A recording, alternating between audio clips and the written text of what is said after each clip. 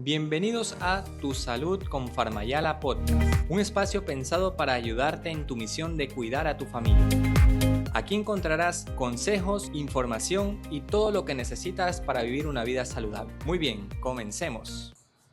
¿Qué tal amigos? ¿Cómo están? Muy buenas tardes. Sean todos bienvenidos a un nuevo episodio de los podcasts de la Corporación Farmayala, donde vamos a hablar temas importantes de promoción de salud y de prevención de enfermedades. El día de hoy nos encontramos con el distinguido doctor Nino Casanello, quien es médico gastroenterólogo y nos va a detallar puntos importantes sobre las enfermedades gastrointestinales más frecuentes. Con ustedes, el doctor Nino Casanello. Buenas tardes, muchas gracias por la invitación y dispuesto aquí a contestar todas sus inquietudes. Muy bien, gracias a usted, estimado doctor, por la apertura. Y entrando ya en detalle, en materia, quisiera que nos comente en base a su experiencia cuáles son los problemas gastrointestinales más frecuentes actualmente. Bueno, son varios los problemas gastrointestinales frecuentes en la actualidad. El principal yo creo que sigue siendo el reflujo gastroesofágico. Tenemos la gastritis, el síndrome de intestino irritable, que es muy frecuente ahora. Luego vienen ya las enfermedades inflamatorias intestinales, como el Crohn, la colitis ulcerativa, que han aumentado los casos. Y también tenemos el cáncer colorectal. Esas son, creo, las enfermedades más frecuentes por el momento, ¿no? De acuerdo, así es. ¿Y por qué usted considera que estas enfermedades como la enfermedad por reflujo gastroesofágico o la gastritis han aumentado su incidencia? Más que todo por la mala alimentación. Pacientes que ingieren alimentos se acuestan con el estómago lleno. Entonces, ¿qué pasa? Muchos pacientes tienen la válvula, el cardias, incompetente o incontinente, no cierra bien. Se acuestan con el estómago lleno, entonces el ácido fluye del estómago hacia el esófago y vienen los problemas de reflujo, lo que se conoce como pirosis o el ardor retroesternal. Sí. Eso es lo más importante, mala alimentación, pacientes se alimentan con comidas rápidas. Influye mucho también la presencia ya hace muchos años del Helicobacter pylori, una bacteria que aparte de provocar gastritis y úlceras, aumenta el reflujo. Eso es lo más importante en cuanto a eso, pero más el tipo de alimentación, ¿no? Y pacientes con sobrepeso. Los pacientes con sobrepeso, la mayoría de ellos presentan cuadros de reflujo gastroesofágico. Qué importante también es el control del peso, ¿no? Porque obviamente es muy importante porque se está viendo hasta en niños y en adolescentes, que antes no se veía con tanta frecuencia, ¿no? Sí. Efectivamente. Y usted mencionó el grupo de los pacientes pediátricos. En base a su experiencia, ¿cuál es el rango de edad que con mayor frecuencia? Yo no veo pacientes pediátricos, ¿no? Pero han aumentado los casos por la mala alimentación. Cuando yo era niño, uno no se alimentaba mucho en la calle, como dicen ahora, sino más en la casa. Eran comidas más sanas, más saludables, no mucho condimento, no muchas grasas. Ahora cambió la alimentación en los niños, en las escuelas, en los colegios. Todo eso ha influido para aumentar los casos de reflujo en niños. Exacto. Así es. Y básicamente debido a esta mala alimentación, los malos hábitos afectan una estructura muy importante que usted mencionó, que es el cardias, o es también el esfínter esofágico inferior. Coméntenos qué es o qué son estas estructuras. Claro, empieza para que entienda la gente, empieza a abrirse la válvula. Empieza a abrirse la válvula y sube el ácido con más frecuencia, con más facilidad del estómago hacia el esófago. Recordemos que el reflujo no es más que el paso del ácido, del contenido ácido del estómago hacia el esófago. Cuando el paciente es obeso, por lo general comprime, o pacientes que son obesos, tienen la ropa muy apretada, se comprime el diafragma, el músculo, y sube con más facilidad el ácido. Se genera una presión en esta estructura de tal manera que se abra o no se cierre completamente, así es, ¿no? Así y eso ocasiona estos síntomas. Todo eso ocasiona estas molestias. También tenemos los casos de pacientes con hernias hiatales, que es lo mismo, se debilita el diafragma, como cualquier hernia, se debilita el diafragma, entonces sube en ocasiones el estómago un poco hacia el tórax, cuando el estómago debería permanecer en el abdomen. Todo esto ocasiona casos de reflujo. De reflujo, ¿verdad? Y este tema de la hernia hiatal, ¿es un problema clínico, quirúrgico? Quirúrgico cuando son hernias muy grandes, que ya dan molestia. Pacientes que ya presentan reflujo que no mejoran con los tratamientos, no mejoran con los inhibidores de bomba, con los proquinéticos. En esos pacientes ya se piensa en cirugía, ¿no? No es muy frecuente tampoco operar hernias hiatales. Las hernias hiatales que son pequeñas se las deja, se las controla, mientras no den mayor molestia. Pero hernias ya muy grandes o hernias gigantes, cuando sube demasiado el ácido, ya puede causar úlceras. Así es. Y las úlceras, al cicatrizarse después de los tratamientos, pueden dar estenosis. Y muchos de estos pacientes terminan o en dilataciones o en cirugía. El término úlcera y el término estenosis, ¿cómo lo podríamos explicar en un término más sencillo, básicamente? O sea, úlcera ya es una lesión en el esófago o en el estómago, ¿no? Una excavación. Una excavación producida por el ácido, ¿no? La estenosis no, la estenosis es una estrechez que se produce cuando empieza el tejido a cicatrizarse, entonces disminuye el diámetro de la luz y se producen las estenosis. Producto del daño continuo, ¿no? El daño continuo, la subida continua del ácido hacia el esófago. De acuerdo, así es. Y otra de las enfermedades que usted mencionó que son muy frecuentes en su consulta, la gastritis. ¿Qué nos puede decir? La gastritis es frecuente por el estilo de vida, el estrés que se maneja ahora. Muchos, al igual que la que está ahí pegada con la gastritis, el problema de síndrome de intestino irritable en los pacientes. Recuerde que ya se sabe hace algunos años, una relación íntima, se podría decir, entre el cerebro y el intestino. Exactamente. Entonces, pacientes que tienen problemas de gastritis, con el estrés, la tensión, las preocupaciones, empieza a secretar más ácido y aumenta el cuadro de gastritis. Muchos de ellos pueden llegar a tener úlceras, ¿no? Se suman muchas cosas, pacientes están tomando medicamentos, pacientes mayores que toman medicamentos abundantes. Todos ellos tienen que ser controlados y chequeados a tiempo para evitar estos problemas. ¿Qué tipo de medicamentos precisamente pueden aumentar la intensidad o desarrollar la gastritis como tal? Problemas de medicamentos como los AINES, antiinflamatorios no esteroides, que son los que más producen gastritis, úlceras. Medicamentos para la presión, pacientes que tienen o pacientes ya mayores que toman una infinidad de medicamentos. Muchos de ellos no se protegen el estómago, ¿no? Entonces vienen los problemas de úlceras. Claro. Y con ellos muchas veces los sangrados digestivos.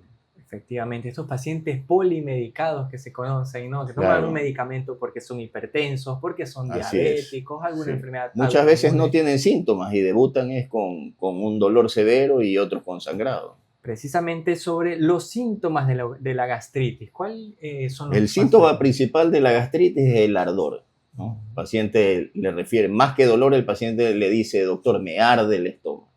Y se tocan, me arde aquí en la boca del estómago. En la boca del Ese es el síntoma principal, ¿no? Luego viene la distensión, la hinchazón, náuseas, vómitos. Esos son los síntomas característicos de la gastritis.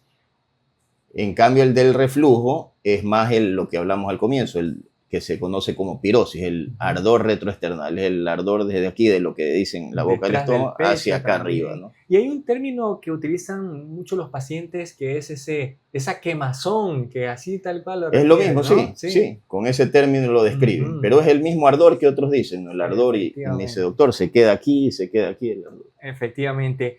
Usted también tocó un tema importante, la somatización o las enfermedades psicosomáticas. ¿Cómo afecta el estrés, la tensión, la ansiedad en el desarrollo del funcionamiento, en el correcto funcionamiento de nuestro... Por eso han aumentado bastante los casos de gastritis, de reflujo, de intestino irritable y mucho más después de la pandemia, que la gente quedó alterada psicológicamente. En problemas de colon irritable o síndrome de intestino irritable, lo aconsejable es acompañarse de una ayuda psicológica, ¿no? Hacer terapias, todo eso ayuda a mejorar el cuadro. Y en pacientes que no mejoran, es necesario también a veces buscar al psiquiatra para que pueda ya ser medicado con ansiolíticos, antidepresivos o medicación combinada, que le van a ayudar mucho a estos pacientes, ¿no? Es muy importante controlar la ansiedad porque es el problema principal de estos cuadros. Definitivamente entonces tiene que ser un equipo multidisciplinario, ¿no? Usted Claro, mencionó psicología, mencionó la los psiquiatría, nutricionistas, todo. Claro, nutrición, todo está gastroenterología. relacionado. Eso es importante. Qué bueno. Y siempre investigar el Helicobacter pylori, que es muchas veces el causante de todas estas molestias también. Se habla mucho de Helicobacter pylori y gastritis. ¿Siempre o existe una relación directa entre las dos? Es que la mayoría de gastritis o de cuadros ya de úlceras están relacionados con el Helicobacter pylori. ¿Y qué es precisamente el Helicobacter pylori? Una bacteria que para que la gente entienda, vive en medio ácido Ujú. y causa daño al estómago. De acuerdo. Y que se ubica en cualquier segmento del estómago. Sí, por lo general en el cuerpo, en el antro, hay más, Mm. se ubica más el Helicobacter pylori. Y el síndrome de intestino irritable, ¿cómo lo podemos definir para nuestros amigos Son oyentes? pacientes que presentan por lo general dolor abdominal, distensión abdominal. Hay otros que presentan dolor abdominal, distensión abdominal y diarreas, o dolor abdominal, distensión abdominal, diarreas alternadas con estreñimiento. Hay otros que solo presentan estreñimiento con dolor abdominal y con distensión. Mm. Esos son los síntomas principales. Tiene que presentarse en un periodo corto de tiempo por varios episodios, ¿no? Pero siempre, ¿cómo llega el diagnóstico de intestino irritable? Haciendo exámenes de laboratorio y otras pruebas que complementen. Si el paciente no mejora, es necesario hacer la colonoscopía para tener el diagnóstico definitivo. Y en la colonoscopía, saltándonos este detalle importante, ¿qué se puede evidenciar en este grupo? Cuando es colon irritable o síndrome de intestino irritable, se encuentra un colon sano. ¿Sano? Pero podemos ver un colon muchas veces espástico, que se contrae bastante. Entonces podemos llegar al diagnóstico, pero la mucosa está sana. O sea, su estructura está la correcta. Estructura sana, mucosa sana, el patrón vascular conservado. Entonces, más exámenes de laboratorios completos, paciente que no tiene anemia, que no ha sangrado. Muchas veces se completan con sangre oculta en heces. Para tranquilidad, ahora se pide un examen en heces que se llama calprotectina, también para ver inflamación severa, que puede ser orgánica o funcional. Entonces, según eso, decidimos realizar o no la colonoscopía. De acuerdo. Hay que tener en cuenta, disculpe que le interrumpa, hay que tener en cuenta también pacientes con antecedentes de cáncer de colon, lo que hablamos al comienzo, porque es frecuente ahora confusión, ¿verdad? han aumentado los casos de cáncer colorectal. Entonces, siempre que hay antecedentes familiares, muchas veces así no haya síntomas, ya está indicado realizar la colon. Estamos hablando del colon, pero también es necesario la del estómago a los 45 años. Hace unos años estaba indicado a los 50 años, pacientes asintomáticos como prevención, realizarse endoscopía digestiva alta y colonoscopía. Pero ahora ha disminuido. Han aumentado los casos de cáncer, entonces ahora la edad se ha bajado a 45, realizarlo antes. Y en pacientes con antecedentes familiares de cáncer de colon, mucho antes, ¿no? Entre los 30 y pico, 40 años, realizar ya una colonoscopía. Wow, qué interesante, ¿no? ¿Y qué papel juega la alimentación poco saludable, rica en ultraprocesados, alimentos con alto índice glicémico, en el desarrollo de estas enfermedades? Es lo que hablamos al comienzo, ¿no? Es fundamental una alimentación, pero muchas veces ni los adultos nos alimentamos bien. Y queremos exigirle a los niños que se alimenten bien. Sí, hay que predicar con el ejemplo, básicamente. Así es, debería ser. Bueno, hace años, acuérdese que las familias se sentaban en la mesa, almorzaban juntos, pero fueron cambiando las épocas y todo cambió.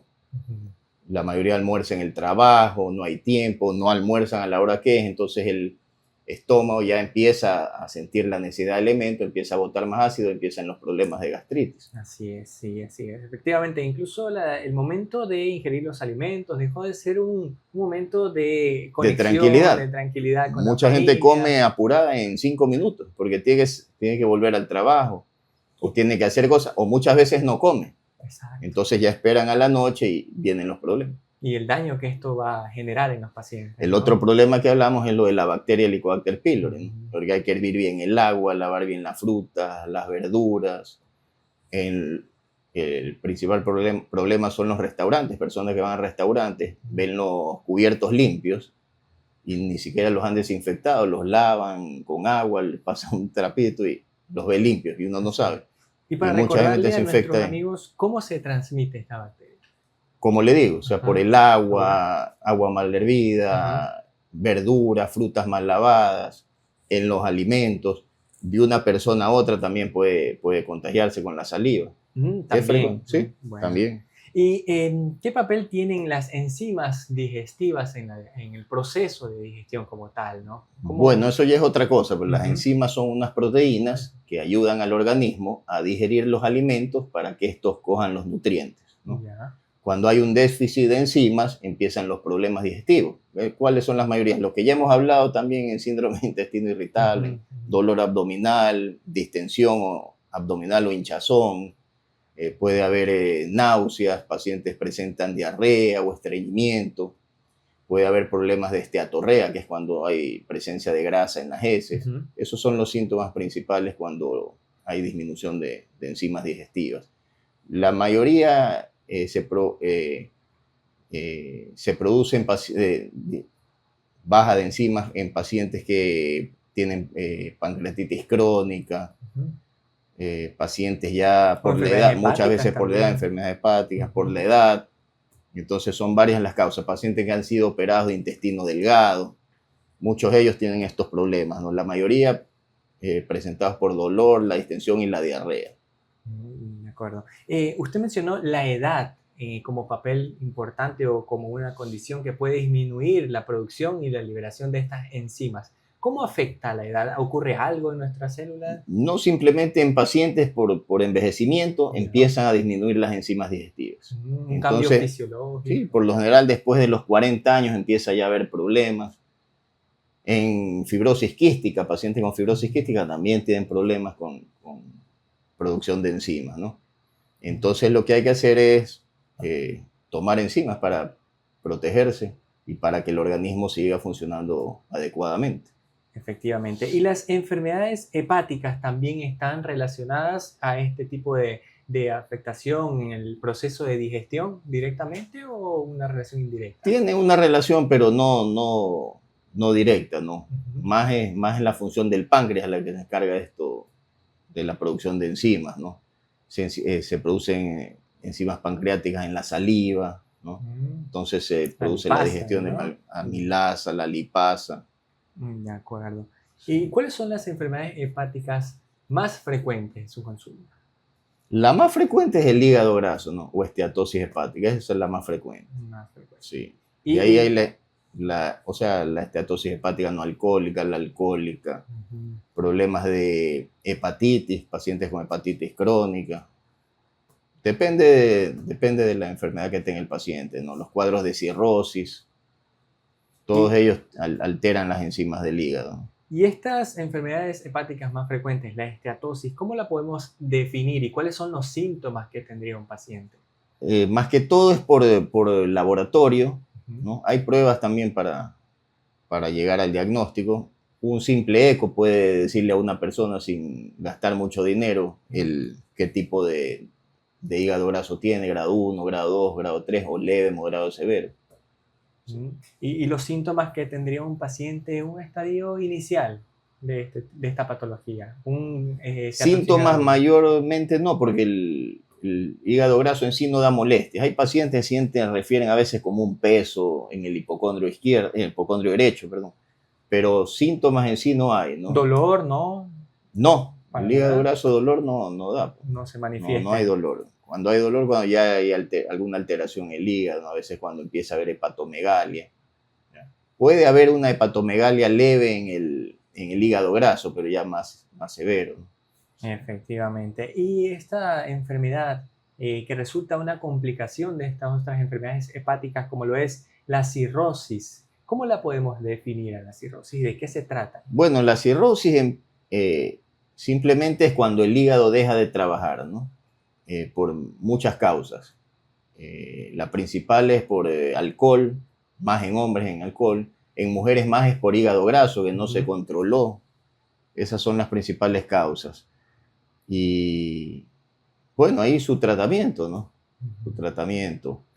Un tratamiento definitivo, Claro, siempre curativo. también prevenir, pues, ¿no? En Ujú. hígado graso, cuando hígado graso moderado, severo, dar un tratamiento enérgico que regrese por lo menos a hígado graso leve Ujú. ¿Qué tratamientos son buenos en el hígado graso? La coenzima Q, la vitamina E, son los que mejor van, pues son antioxidantes, ¿no? De acuerdo. Hay otro medicamento que ayuda muchísimo, que es la L-ornitina, L-aspartato.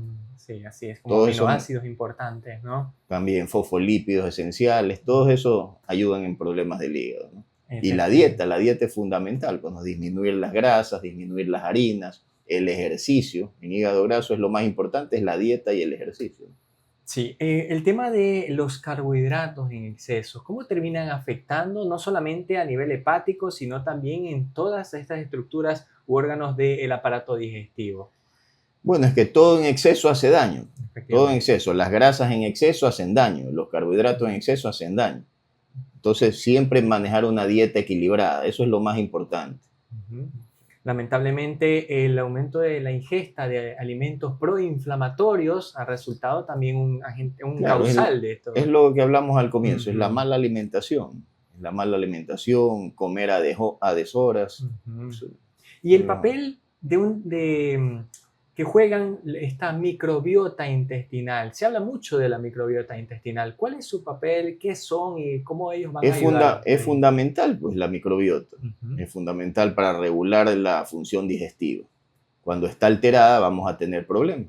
¿Y qué son precisamente? ¿Son bacterias buenas, Son bacterias verdad? buenas, son Ujú, bacterias buenas. Por eso tenemos los probióticos, ¿no? ¿Verdad? Que son alimentos que tienen microorganismos vivos ujú. que ayudan a que se fomente la producción de bacterias buenas y que Mm, tenga una microbiota adecuada. Y efectivamente. tenemos también los prebióticos, que Ujú. son alimentos o suplementos ricos en fibra, los cuales sirven para que esta microbiota se Se alimente, se nutra, se nutra. alimente, Así ¿verdad? es. Sí, Si se efectivamente. mantiene un equilibrio en eso, no hay problema. Cuando se altera la microbiota, vienen todo tipo de problemas. Exactamente, incluso se habla de otro tipo de manifestaciones a nivel cutáneo, a nivel el sistema inmunológico, el Es papel que fundamental. repercute Exacto, en todo.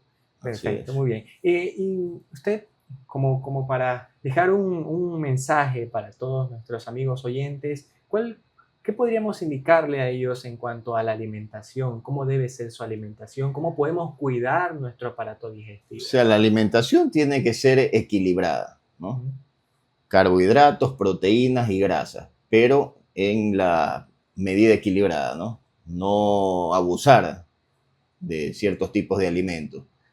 Comer sano, no abusar de las grasas, que es lo que más daño causa, ¿no? ujú, Tratar de comer en la casa, que es ujú. una alimentación más sana, con mejor preparación, con mejor higiene, porque esto es fundamental también la higiene Ujú. en los alimentos. Eso yo diría que es lo más importante, ¿no? Tratar de comer sano. Es difícil lo que hablamos al comienzo, personas que no tienen quien les haga comida en la casa, muchos son personas solas que no tienen tampoco familia, no viven con familiares y tienen que estar alimentados en la calle. Y ahí empiezan los problemas digestivos. Sí. O el estrés del trabajo, tratar de disminuir el estrés para tener una mejor digestión. Sí, precisamente. Y con estas estrategias que usted habló de un equipo multidisciplinario también, manejo del estrés, de la ansiedad, porque los problemas de salud mental han también aumentado Claro, considerablemente, eso es fundamental. ¿no? Y más en el síndrome de intestino irritable es fundamental, ¿eh?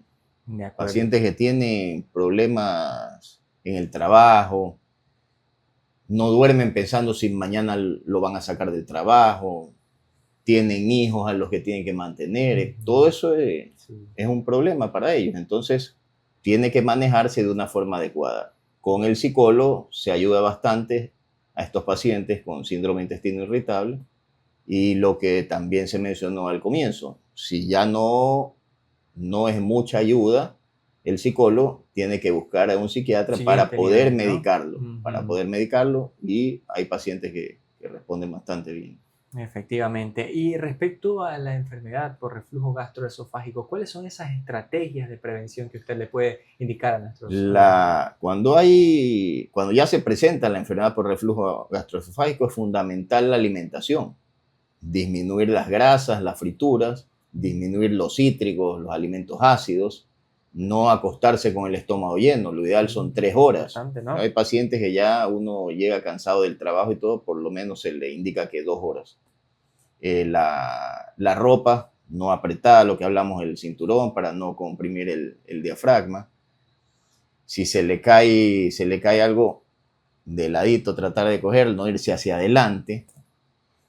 También es muy importante la forma de acostarse ya en la cama cuando va a dormir. ¿Y eso cómo Si sería? pacientes, uno trate de preguntarle cómo duerme, boca arriba, boca abajo, de lado. Pacientes que le dicen, doctor, yo duermo de lado, pero hacia la derecha. Eso tiene que cortarlo porque es cuando más reflujo hay por la noche, si el paciente, por la ubicación anatómica que toma el estómago, pacientes que duermen hacia la derecha. Así es, por la curvatura Claro, del estómago, hacia ¿no? la izquierda no hay problema. De Y lo acuerdo. otro es fastidioso, que es levantar la cabecera de la cama con unos tacos de madera, unos ladrillos para que quede en declive, pero es fastidioso muchas veces para la otra persona, Sí, porque exactamente. usted puede utilizar 2, 3 almohadas y no sirve de nada. Venden las almohadas para reflujo, que esas sí ayudan bastante, sí hay pacientes que les ha ayudado bastante, que está diseñada ya especialmente para el reflujo. Efectivamente. Eso es lo más importante en el reflujo. Y se ayuda, claro, muchas veces con la medicación, ¿no? Que es lo fundamental para tratar a los pacientes. Normalmente pacientes con gastritis y reflujo, los tratamientos duran 8 semanas, 2 meses. ¿Ya? Y lo primero, investigar si hay Helicobacter pylori Claro, el para agente tratarla, causal, porque ¿no? claro, aumenta los síntomas del reflujo. O en el tema de una hernia y tal que mencionó al inicio, ¿no? También, Ujú. también. Por eso es importante Sí. la consulta con el profesional, el médico Así gastroenterólogo, para determinar la causa raíz de estos inconvenientes. Así es. Y en caso de la gastritis, las estrategias En de gastritis prevención, los cuidados son prácticamente los mismos que en el reflujo, prácticamente los mismos. comparten muchas, Sí, sí, muchas estrategias sí. de prevención e incluso Entonces también síntomas, ¿no? lo que hablamos, no acostarse con el estómago lleno, cuidarse con las comidas, disminuir grasa, frituras, ácidos cítricos. La alimentación es idéntica a pacientes que tienen problemas de reflujo. La medicación es la misma en los pacientes con gastritis o con úlceras, ¿no? Efectivamente. Y muy bien, doctor, pues se nos han quedado algunas preguntas en el tintero. Esperamos, bueno, agradecemos su No, participación. a la orden. Esperamos contar con usted en otros podcasts. Y pues bueno, quisiera que se dirija en las últimas palabras hacia nuestros amigos oyentes. Bueno, una vez más, muchísimas gracias por la invitación. Esperemos que les haya servido de algo esta conversación y estar en otra oportunidad con ustedes. Muy bien. Reiteramos el agradecimiento al doctor Nino Casanello y les recordamos a todos ustedes, queridos amigos, que una comunidad informada es una comunidad capaz de tomar buenas y mejores decisiones. Muchísimas gracias.